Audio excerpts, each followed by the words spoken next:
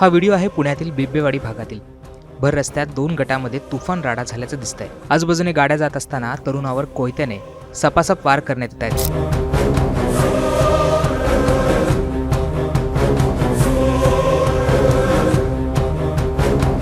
भर रहदारीच्या रस्त्यावर हा सगळा प्रकार सुरू आहे. एकीकडे पुण्यातील कोयता गँगचा बंदोबस्त केल्याचं गृहमंत्री म्हणत असताना दुसरीकडे भर रस्त्यात कोयता घेऊन दहशत माजवली जाते.